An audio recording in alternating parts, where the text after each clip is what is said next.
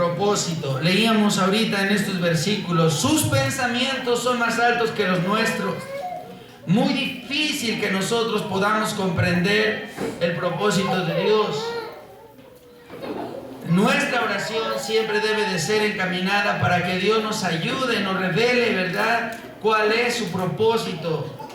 A veces el propósito lo vamos a descubrir hasta que lleguemos a ese momento en el que se culmine su obra.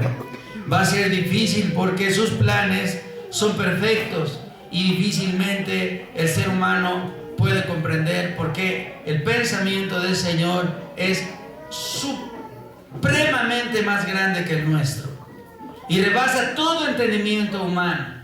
Entonces Dios tiene propósitos específicos para cada uno de nosotros. Desde que nacemos venimos a este planeta Tierra con un propósito. Muchas veces te vas a encontrar en un lugar en donde dices, ¿qué hago aquí? ¿Qué estoy haciendo aquí? Pero Dios tiene propósitos específicos. Créeme que Dios terminará su obra en ti si tú no te opones, si tú no te rebelas, si tú te encaminas en la presencia de Dios. Dios te mostrará cosas grandes que todavía nosotros no hemos descubierto. Porque a veces decimos que conocemos a Dios, pero ¿quién conoce lo suficiente a Dios? Todos los días nos sorprende Dios. Todos los días sigue haciendo milagros. A veces vemos tantas cosas tan maravillosas.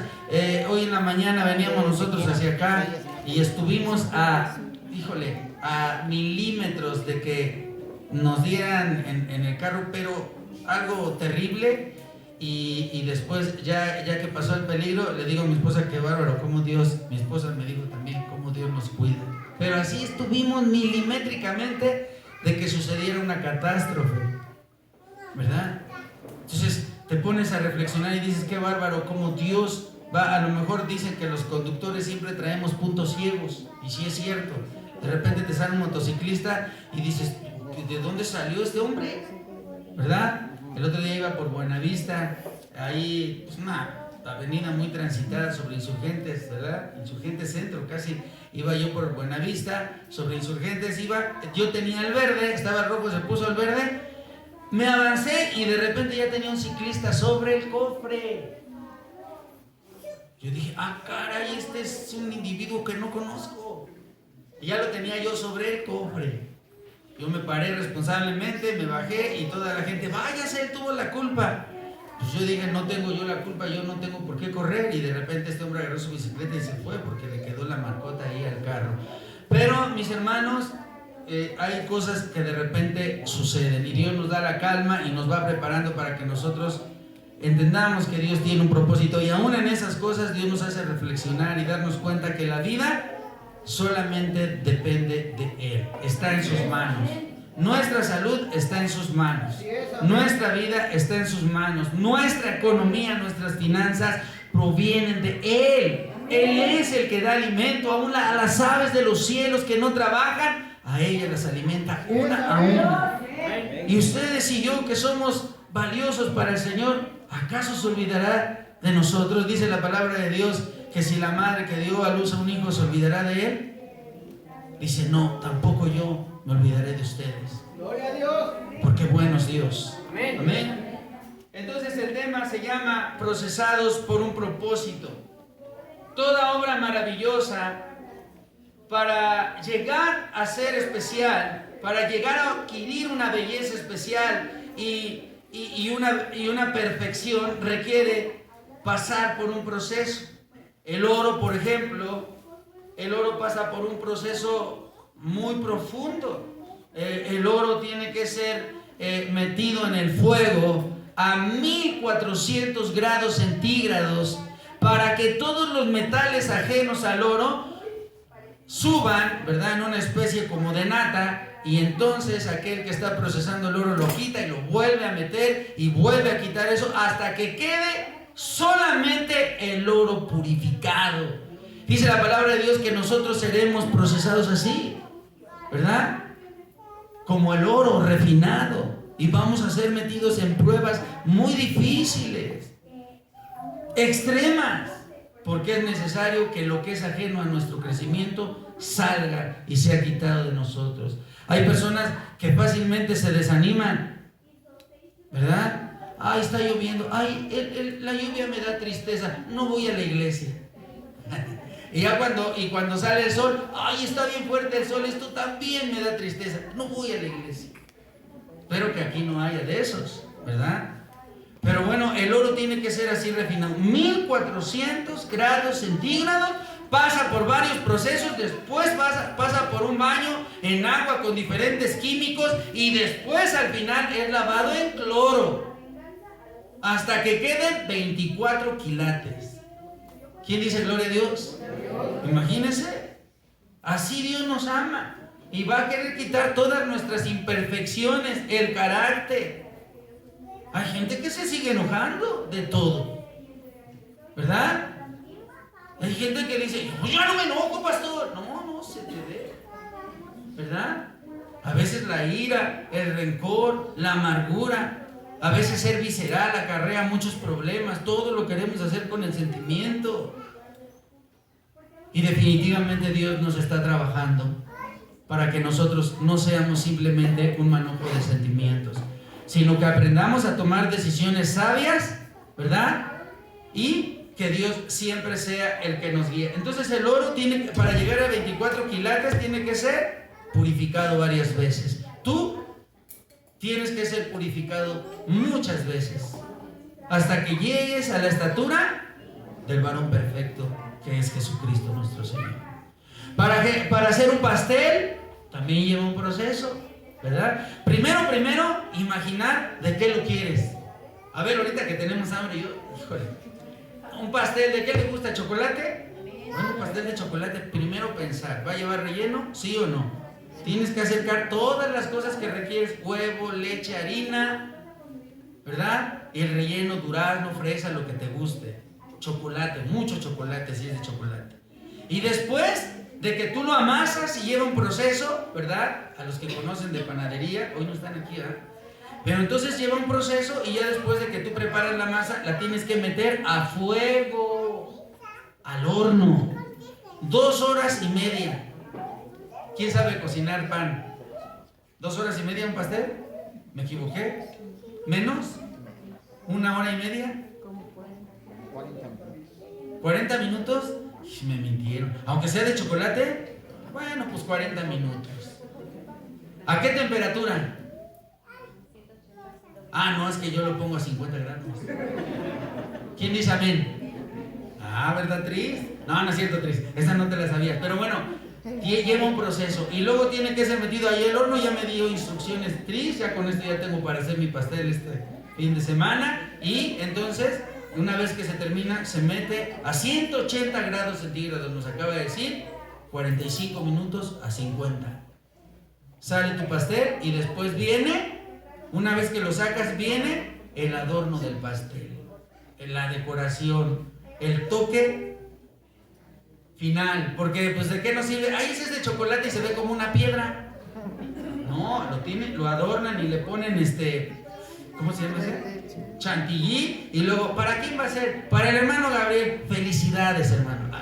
Y ahí le ponen, ese es el toque final. Y dicen que la cereza, ¡pum! Ahí está. Amén. Un proceso. Todo esto requiere un proceso. Le decía, un pastel, todo aquello que es una obra de arte lleva un proceso. También producir un carro, fabricar un carro lleva un proceso. Construir una casa, construir un mueble, todo tiene un proceso, ¿verdad? Pintar una casa, pintar un mueble, a mí me llama mucho la atención cada vez que tengo la oportunidad de trabajar con un carpintero, ¿verdad? He visto trabajar qué buenos carpinteros tenemos aquí. Amén. Qué bárbaro. El otro día vi a Cristian, ¿verdad? Amén, amén. Y entró con unas tablas todas feas y salió con un closetazo, cafecito bien bonito. Amén. Luego vi también a no, de verdad, en serio, hermanos, y luego vi también a Carlitos, ¿verdad?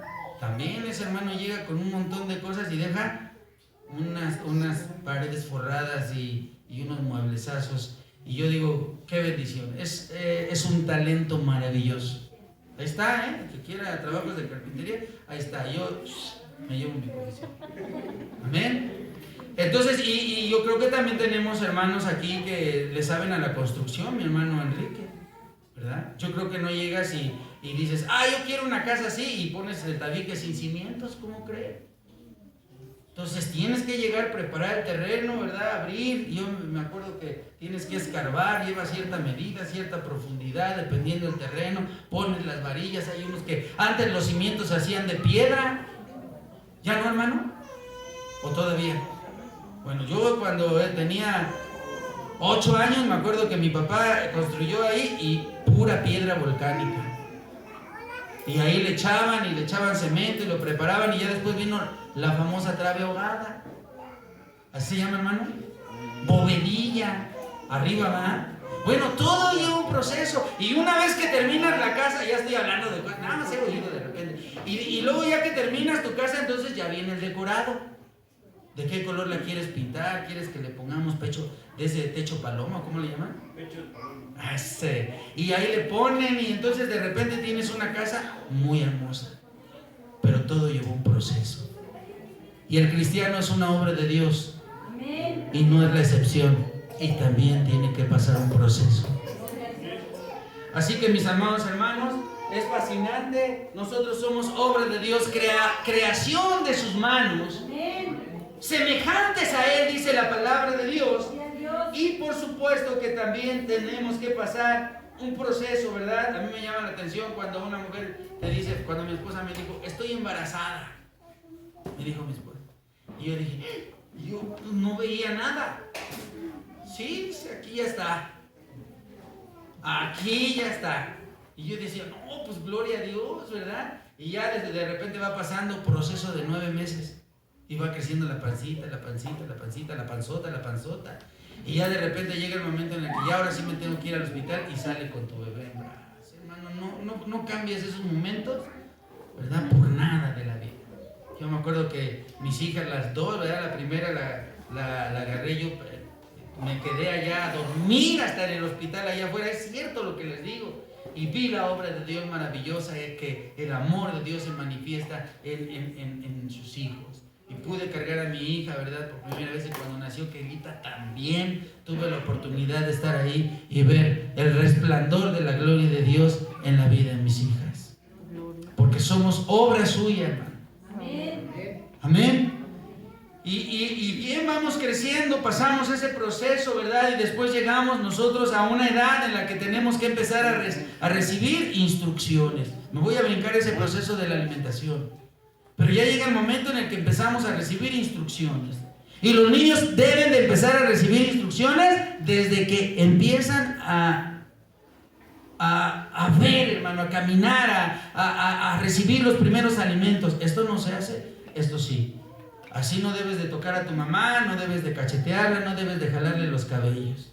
Debes de guardar reverencia. No puedes comer con la boca abierta. Instrucciones, ¿verdad? Y de repente nosotros queremos nos encantan las sopas marucha, sin proceso. Ya nada más dicen, ya nada más échale agua y ya está. Y saben ricas, pero dicen que tardan mucho tiempo para digerirse en el estómago. Entonces ese proceso es dañino. Entonces el cristiano no es marucha. El cristiano lleva un proceso y debe recibir instrucciones de su papá, de su mamá y de Dios. Amén. ¿Sabes qué? Yo acabo de vivir una experiencia tremenda, hasta me puse a llorar. Fui a la casa de mis papás y a mí no me tienen mucha confianza, muchas cosas no me dicen. Desde que me hice cristiano ya casi no me dicen muchas cosas. Y vi quebrantada a mi hermana, por eso les encargué oración por ella. Se acercó con mi esposa y conmigo y estaba llorando. Y dice que uno de mis sobrinos, me hago para acá para que no escuchen muy lejos. Y dice que uno de mis sobrinos le ha cambiado mucho el carácter, se llama Gabriel también. Y entonces mi hermana le dio instrucciones, se ofendió tanto que quiso golpear a mi hermana y también a su papá. Y le digo, ¿cómo no estuve ese día? ¿Verdad? Pero ¿sabe por qué se comportan así? Por la falta de instrucción. Porque crecen lejos de Dios, no hay limitantes, ¿verdad? Y entonces imagínense, hoy vemos eso y lo vemos a diario. Y hoy tu hijo, tu hija que antes dependía de ti, hoy se rebela contra ti, justo como sucede a veces en la iglesia. somos dependientes de Dios, le pedimos muchas cosas y nos rebelamos contra Él. Cómo Dios nos permite ver tantas cosas para que nosotros recibamos instrucción y la transmitamos a todos nuestros hijos y a los hermanos en la fe. Entonces, todo cristiano debe de pasar por un proceso, ¿verdad? También lleva un proceso, ¿verdad?, de transformación para llegar, como les decía hace ratito, a la perfección, que es la estatura del varón perfecto, que es Cristo Jesús. Amén. Nos va a llevar toda una vida en manos de Dios, con distintos procesos que sin duda a veces serán dolorosos. Ajá. A veces cuando el hijo o la hija no entiende, pues ni modo, hermano. Hablamos una vez, hablamos dos, hablamos tres, y si la tercera no funciona, pasemos al plan B. ¿Cuál es el plan B?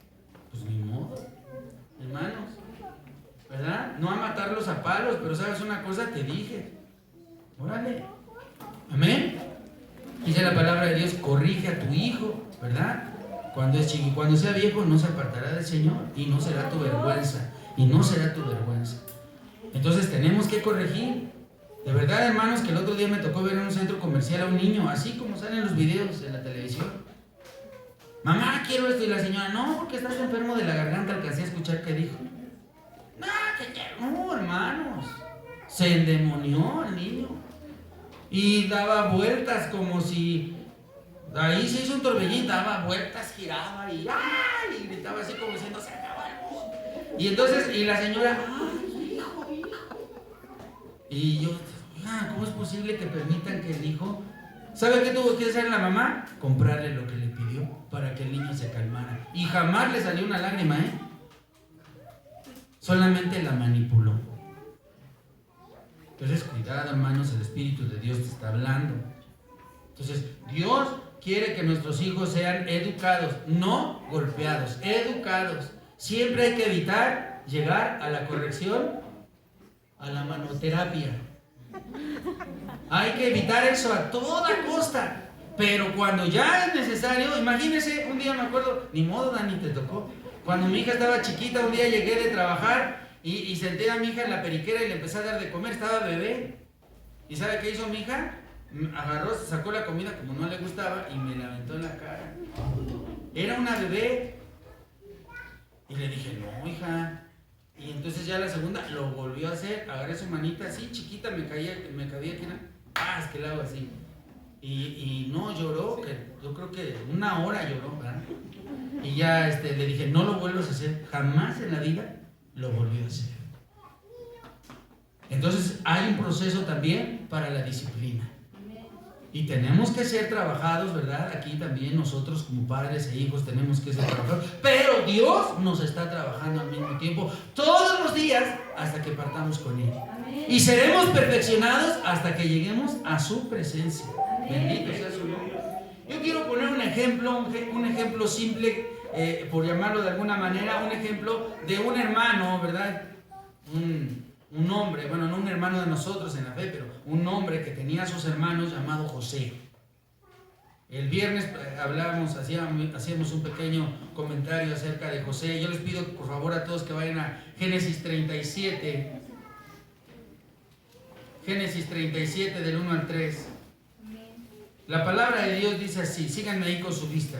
Génesis 37. Del 1 al 3. ¿Ya lo tienen? Síganme ahí con su vista. Dice la palabra de Dios así. Dice, habitó Jacob en la tierra donde había morado su padre, la tierra de Canaán. Esta es la historia de la familia de Jacob.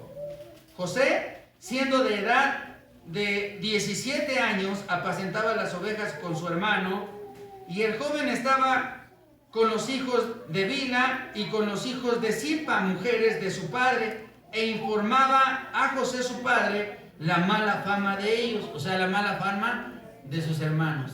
No quiero decirlo así, pero pues él andaba de soplón. O sea, José decía, ¿sabes qué? Mi hermano está portándose mal y mi otro hermano también, papá, yo nada más ahí te aviso. Y lo dije así, de manera coloquial, pero qué bueno que hay hermanos que digan, ¿sabes una cosa? Por el bien de mi hermano, tengo que decirte.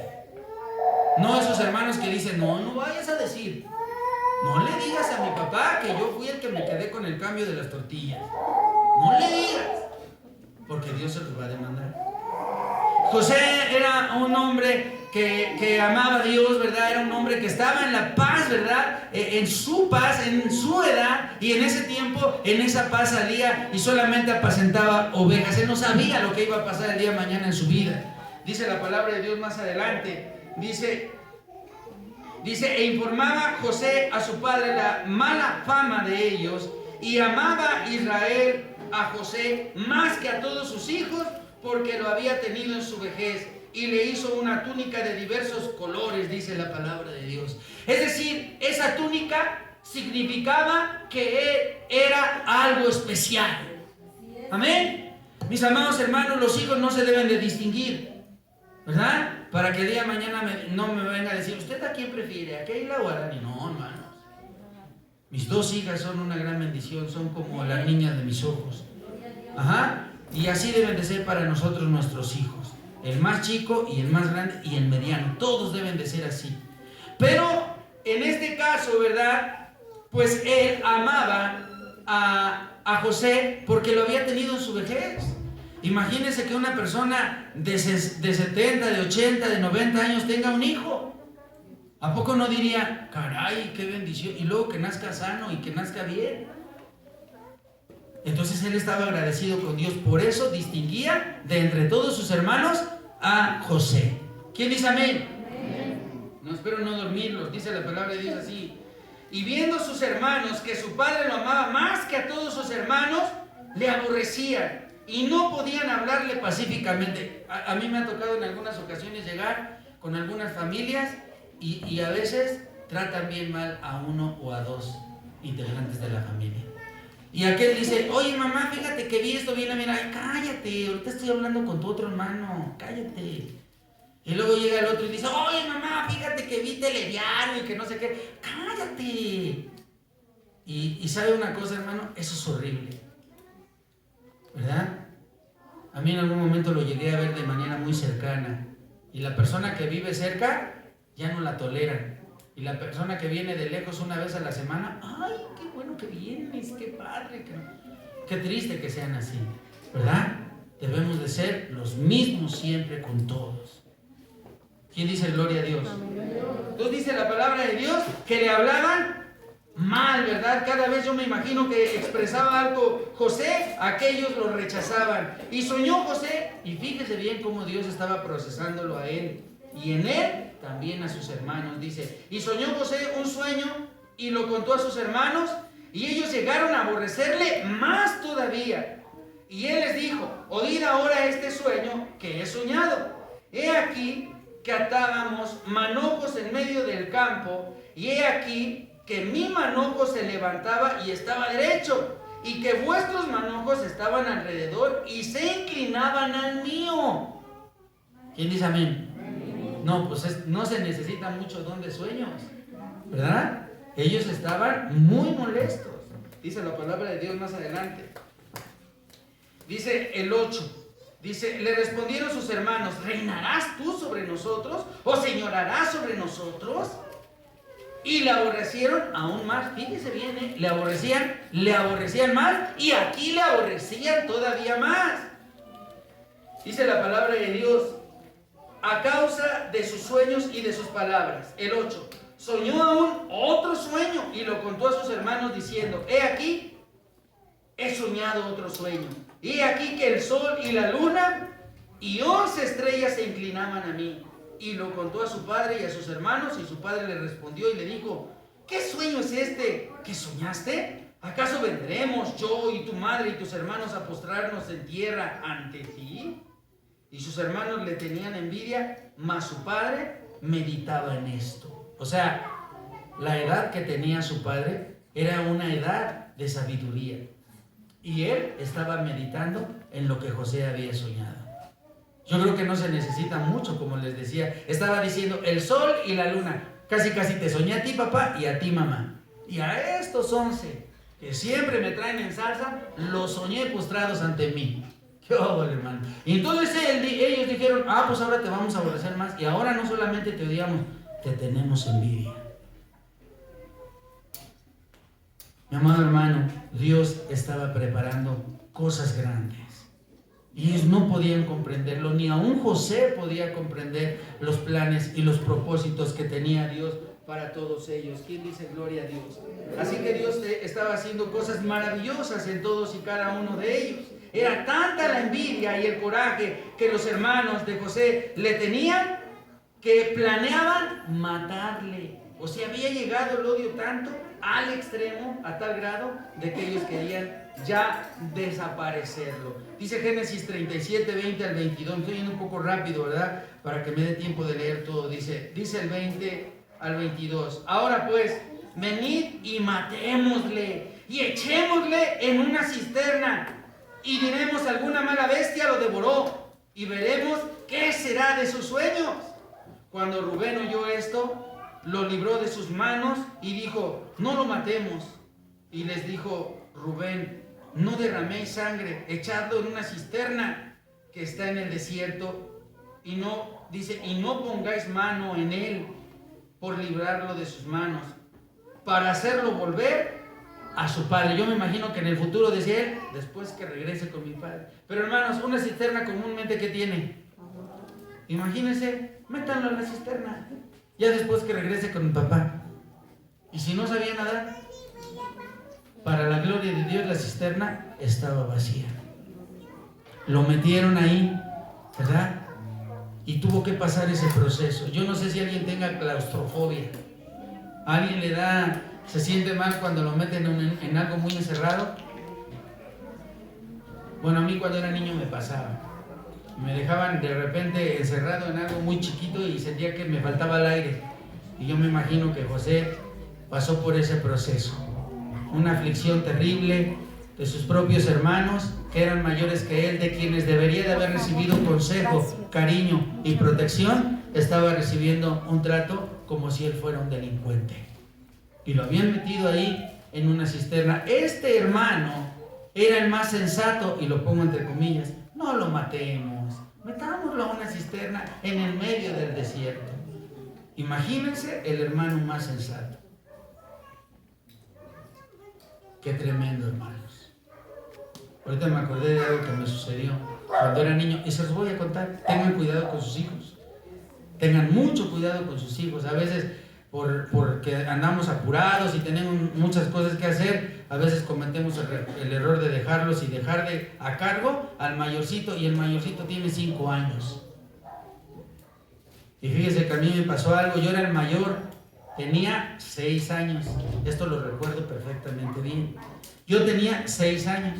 Y mi papá en ese tiempo había comprado marranitos, puerquitos, para que nosotros los cuidáramos, nos levantáramos a las 5 de la mañana a lavarle. Eso ya se los conté. Y entonces en ese tiempo, cuando llegaba alguien, de repente llegaba y decían: papá, vamos a comernos este puerquito. Y lo mataban, y yo veía todo. Y entonces yo veía cómo le clavaban el cuchillito en el corazón al pobre puerquito. Me daba mucha tristeza, pero lo aprendí a hacer. Entonces un día que mi mamá se fue, estábamos los 5, porque mi hermano, el más chiquito, estaba muy bebé.